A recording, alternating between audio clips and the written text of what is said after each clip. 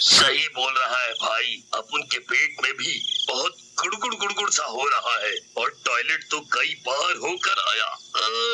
मर गया रे, फिर से आ गई। टीनू और चीनू दर्द के मारे पेट पकड़कर बैठे होते हैं। तभी वो गोलगप्पे वाली उनके पास आ जाती है और बोलती है, क्या हुआ मेरे आशिकों, ऐसे क्यों बैठे हो? पेट में दर्द हो रहा है क्या?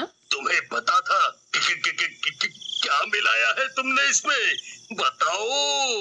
लेकिन तभी गोलगप्पे वाली चुड़ैल के रूप में आ जाती है। उसे ऐसे देखकर टीनू और चीनू दोनों घबरा जाते हैं और भागने लगते हैं। ये क्या हो गया अपन लोगों के साथ? हम तो परी समझ रहे थे, ये तो चुड़ैल निकली। अब हम क्या करेंगे? भागो रे भागो, अपनी जान बचाकर भागो। अब हम क्या करेंगे? करेगी तो ये चुड़ैल, अगर हम यहाँ से नहीं भाग पाए, इसलिए भागो यहाँ से।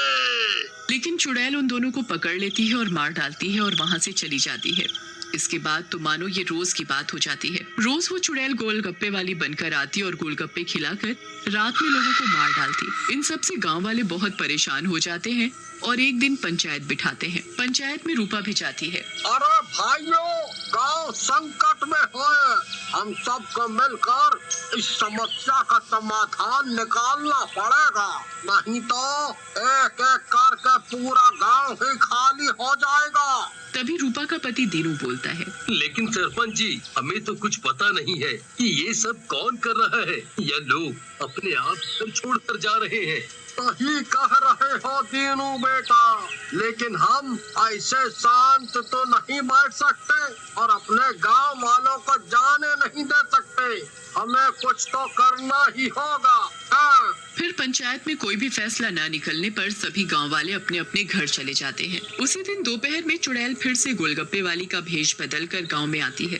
रूपा उसके पास जाती है और बोलती है, अरे गोलगप्पे वाली, जरा गोलगप्पे खिला दे, सुबह से मन खराब हो रहा है, शायद चटपटा खाने से ठीक हो जाए। लेकिन तभी उसकी नजर गोलगप्पे वाली के पैरों पर पड़ती है।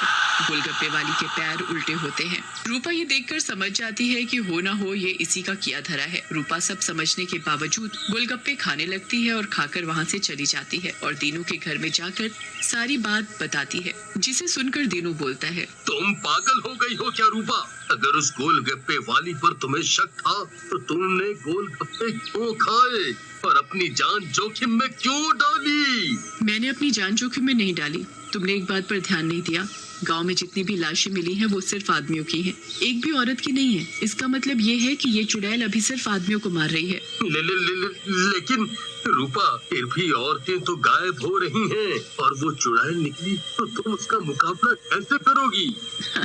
हम औरतों में बड़ी शक्ति होती है। हम अगर अपनी पर आ जाएं तो किसी को भी अपने बस में कर ले। ये तो एक चुड़ैल है, इसे मैं देख लूंगी। तुम चिंता मत करो। फिर रूपा और दीनू अपने कमरे में सो जाते हैं। लेकिन रूपा की चिंता में दीनू को नींद नहीं आती और वो आंख बंद करके लेटा रहता है। रात में चुड़ैल उन दोनों के कमरे में आती है और रूपा को यूं आराम से सोते हुए देखकर हैरान रह जाती है। ये औरत तो वाकई बहुत निडर है, क्या मत सो रही है, लेकिन आज के बाद डरेगी। ऐसा कहकर चुड़ैल सोती हुई रूपा को उठा लेती है और जंगल की ओर चल पड़ती है। दीनू भी चुपचाप चुड़ैल का पीछा करने लगता है। चुड़ैल एक गुफा के सामने पहुंचकर रुक जाती है और गुफा को खोलती है। खुल जा सिमसिम। गुफा का दरवाजा खुल जाता है और चुड़ैल अंदर चली जाती है। दीनू भी चुपके से उनके पीछे पीछे अंदर चला जाता है। अंदर जाकर चुड़ैल रूपा को एक अंधेरे कमरे में ले जाती है और रोशनी करती है। जैसे ही वहाँ रोशनी होती है, गांव की बाकी औरतें भी रूपा को दिखाई देती हैं। श्यामा और सपना भी वहाँ होती है। अरे चुड़ैल, ये सब क्या है? गांव की औरतें, तुम ये क्या कर रही हो? लेकिन चुड़ैल कुछ नहीं बोलती। रूपा बहन, ये चुड़ैल पूर्णिमा के दिन हम सब औरतों की बलि देगी, बचा लो हमें। ये बचाएगी तुम्हें। इसकी जान तो खुद खतरे में है। तभी वहाँ दीनू आ जाता है और बोलता है, रूपा की नहीं चुड़ैल, बल्कि तू खतरे में है।